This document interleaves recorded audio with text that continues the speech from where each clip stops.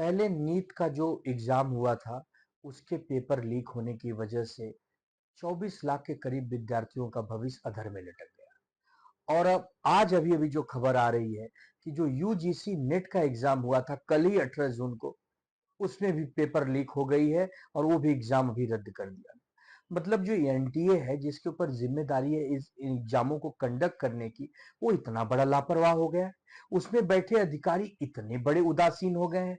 उनके ऊपर जो शिक्षा मंत्रालय है भारत सरकार का, वो कितना उदासीन हो गया है।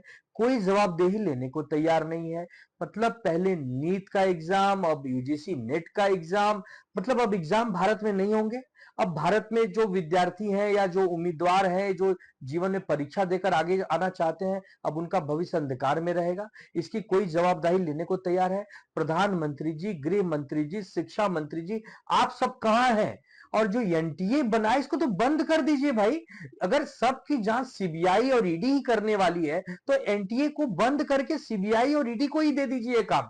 क्योंकि ये एनटीए जो है ये पूरी तरह से एक खोखला हो गया है। ये जो संसाधन या जो संस्था है, ये पूरी तरह से फेल हो गया है और कोई इसका सुध लेने वाला नहीं। मतलब बार बार एग्जाम में पेपर लीक होना, बार बार एग्जाम करवा के फिर उसको रद्द करना, ये कौन से भारत की सोच आप कर रहे हैं? क्या 2047 में ऐसे ही विकसित भारत बनेगा? पहले नीट का जो एग्जाम हुआ था, उसके पेपर लीक होने की वजह से 24 लाख के करीब विद्यार्थियों का भविष्य अधर में लटक गया। और अब आज अभी अभी जो खबर आ रही है कि जो यूजीसी नेट का एग्जाम हुआ था कल ही 18 जून को, उसमें भी पेपर लीक हो गई है और वो भी एग्जाम अभी रद्द कर दिया। मतलब जो एनटीए है जिसके ऊपर जिम्मेदारी है इस एग्जामों को कंडक्ट करने की, वो इतना बड़ा लापरवाह हो गया है। उसमें बैठे अधिकारी इतने बड़े उदासीन हो गए हैं। उनके ऊपर जो शिक्षा मंत्रालय है भारत सरकार का, वो कितना उदासीन हो गया है। कोई जवाबदेही लेने को तैयार नहीं है। मतलब पहले नीट का एग्जाम, अब यूजीसी नेट का एग्जाम। मतलब अब एग्जाम भारत में नहीं होंगे।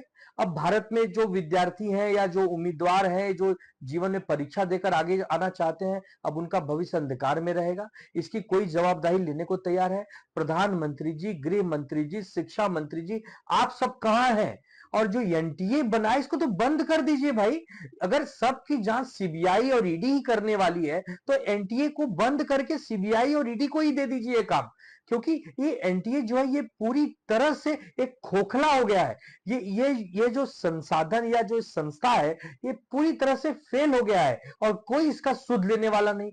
मतलब बार बार एग्जाम में पेपर लीक होना, बार बार एग्जाम करवा के फिर उसको रद्द करना, ये कौन से भारत की सोच आप कर रहे हैं? क्या 2047 में ऐसे ही विकसित भारत बनेगा?